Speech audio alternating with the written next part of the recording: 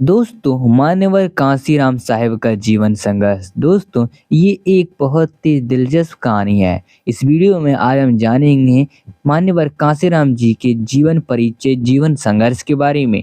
तो दोस्तों आइए। दोस्तों, कांसीराम का जन्म 15 मार्च 1934 को खासपुर रोपड़ पंजाब में एक रैदासी सिख परिवार में हुआ था। 1958 में बीएससी स्नातक होने के बाद कांसीराम पूना में रक्षा उत्पादन विभाग में सहायक वैज्ञानिक के पद पर नियुक्त हुए। डीआरडीओ पूना में नौकरी के दौरान वाल्मीकि जाति का जुनून अम्बेडकरवादी चतुर्थ श्रेणी कर्मचारी दीना भाना ने बाबा साहब द्वारा लिखित एनिहिलेशन ऑफ कास्ट यानी जाति का विनाश कांसीराम को दी, और दोस्तों जिसे कांसीराम ने एक ही रात में 3 बार पढ़ा। दोस्तों, बाबा साहब की इस पुस्तक को पढ़ने के बाद उनका कहना था कि इस पुस्तक ने मुझे जीवन भर का काम दिया है। दोस्तों, कांसीराम का जीवन त्याग और निष्ठा का उत्कृष्ट उदाहरण है। दोस्तों, उन्होंने सामाजिक परिवर्तन और आर्थिक मुक्ति को अपने जीवन का लक्ष्य निर्धारित किया था। इसकी प्राप्ति के लिए अपने आप को पूरी तरह समर्पित कर दिया।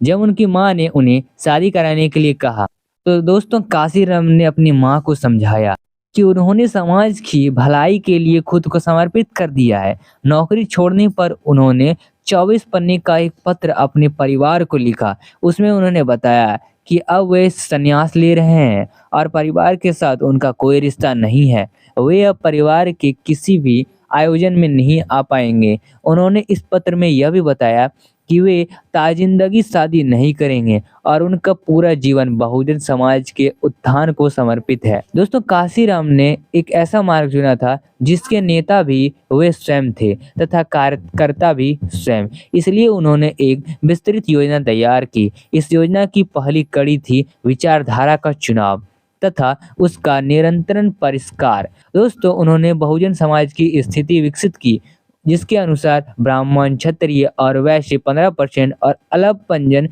मनुवादी शोषक हैं तथा दलित, पिछड़ा वर्ग और अल्पसंख्यक 85% है और बहुजन समाज यहाँ पर शोषित है। दोस्तों, अर्थात कांसीराम ने 15% में वर्सेस 85% की लड़ाई का फॉर्मूला तय किया। दोस्तों, अपनी योजना की दूसरी कड़ी में कांसीराम ने बहुजन समाज बनाने के लिए 7 समाज सुधारकों, जो बहुजन परिवार में पैदा हुए थे, जिन्होंने ब्राह्मणवादी सामाजिक व्यवस्था के खिलाफ विद्रोह किया था।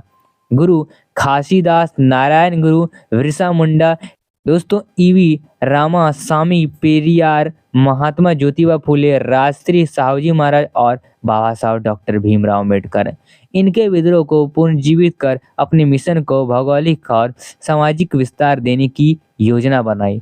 अपनी योजना की तीसरी कड़ी में उनकी नज़र उन लाखों सरकारी कर्मचारियों पर पड़ी जिनके लिए बाबा साहब ने कहा था कि मुझे मेरे समाज के पढ़े लिखे लोगों ने धोखा दिया है। दोस्तों, मान्यवर कांसीराम को आंदोलन के लिए आवश्यक टाइम, टैलेंट और ट्रेजर, तीनों चीजें सरकारी कर्मचारियों के पास नजर आई।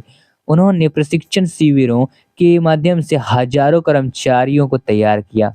विचारधारा और कार्यकर्ता और नेता जैसे आवश्यक अंगों को तैयार करने के पश्चात कांसीराम ने संगठन का निर्माण कार्य प्रारंभ किया। दोस्तों, मान्यवर कांसीराम का योजनाबद्ध मिशन क्या था? दोस्तों, कांसीराम राजसत्ता को मास्टर चाबी कहते थे। वे राजसत्ता को सांध्य नहीं साधन मानते थे, जिससे सामाजिक परिवर्तन और आर्थिक मुक्ति के साध्य को प्राप्त किया जा सके। राजसत्ता की चाबी पाने के लिए कांसीराम ने समय अंतराल योजनाबद्ध तरीके से 3 संगठन की स्थापना की थी। दोस्तों, पहली जो आपकी संगठन आ जाती है वो है बामसेफ की स्थापना। दोस्तों, 6 दिसंबर 1978 को बाबा साहब के परिनिर्वाण दिवस पर कांसीराम ने backward and minorities communities employees federation BAMCEF का गठन किया। दोस्तों, बामसेफ एक नॉन पॉलिटिकल, नॉन रिलीजियस और नॉन एजिटेशनल संगठन था। यह कर्मचारियों का संगठन होते हुए भी कर्मचारियों के लिए कोई कार्य नहीं करेगा, बल्कि इसके पीछे कांसीराम की धारणा थी कि बामसेफ के कर्मचारी समाज को अपना टाइम, टैलेंट, ट्रेजर वापस देंगे, यानी पे बैक करेंगे। दोस्तों, बामसेफ बहुजन समाज के लिए टीचर की भूमिका में कार्य करेगा। दोस्तों, इसके परिणाम स्वरूप बामसेफ के कार्यकर्ताओं ने पूरे देश में साहित्यिक, सांस्कृतिक, सामाजिक, बौद्धिक और क्षेत्रों में अनुवाद के खिलाफ एक तूफान खड़ा कर दिया।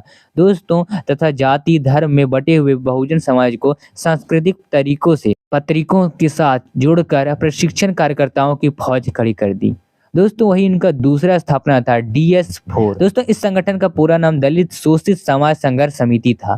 दोस्तों यह संगठन राजनीतिक दल तो नहीं था, लेकिन इसकी गतिविधियां राजनीतिक दल जैसी ही थी। बामसेब की भूमिका अब अप्रत्यक्ष तौर पर DS4 के माध्यम से संघर्ष में परिवर्तित हो चुकी थी, जिसकी वजह से काशीराम के नेतृत्व में मुरवाद के खिलाफ एक जन आंदोलन खड़ा हो गया। दोस्तों काशीराम अपने कार्यकर्ताओं के प्रशिक्षण शिविरों में कहा करते थे कि जिन लोगों की गैर राजनीतिक जड़ें मजबूत नहीं है वे राजनीति में सफल नहीं हो सकते। अब बामसेप और DS4 की गतिविधियों से गैर राजनीतिक जड़ें मजबूत हो चुकी थी और काशीराम के सक्षम नेतृत्व से बहुजन समाज में राजनीतिक भूख भी पैदा हो गई थी।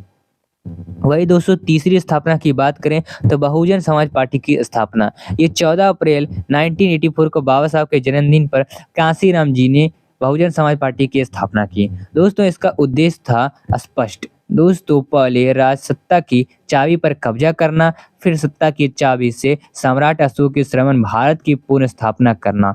उद्देश्य के अनुरूप जैसे ही बसपा की पहली बार सरकार बनी, काशीराम ने उत्तर प्रदेश को बौद्ध राज घोषित कर दिया। इस योजना के तहत बसपा की सरकार ने कई पत्थर भी कड़वाया। और दोस्तों वही बात कर लेते हैं श्रमण परंपरा के महापुरुषों के नाम पर उनका कड़वाया गया।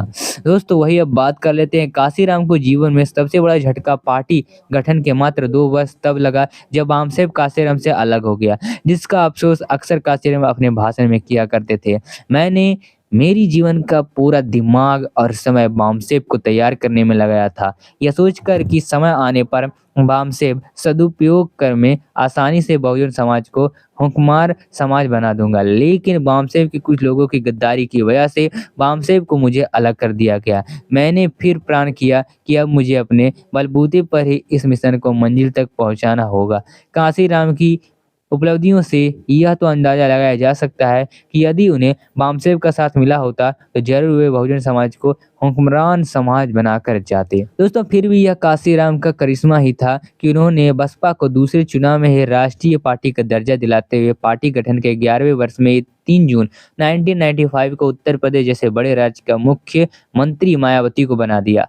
काशीराम के संरक्षण में मायावती ने 3 बार कुछ महीने के लिए मुख्यमंत्री का कार्यभार संभाल ली और वही उनका यह कार्यालय इतना प्रभावशाली था कि मायावती ने 2007 में पूर्ण बहुमत की सरकार बना ली। लेकिन 9 अक्टूबर 2006 को म्यांमार काशीराम का परिनिर्वाण होने की वजह से अब मायावती की पूर्ण बहुमत की सरकार पर काशीराम का साया नहीं था। दोस्तों निष्कर्ष के तौर पर कहा जाता है कि काशीराम त्याग और समर्पण की सारी सीमाओं को लांघकर बहुजन समाज के प्रति संवेदनशील और अपने मकसद के प्रति जिद्दी थे। उनकी इस जिद का ही परिणाम था कि साधनहीन काशीराम ने फूले साहू पेरियर अम्बेडकर मिशन जो बाबा साहब के निधन के साथ दफन हो चुका था, दोस्तों काशीराम ने उस मिशन को जीरो से शुरू कर पुनर्जीवित कर दिया और बहुजन आदर्श और बहुजन साहित्य को पहचान दिलाकर काशीराम ने सपनों का भारत का सम्राट अशोक के भारत का बहुजन साम्राज्य को ख्वाब दिखाया।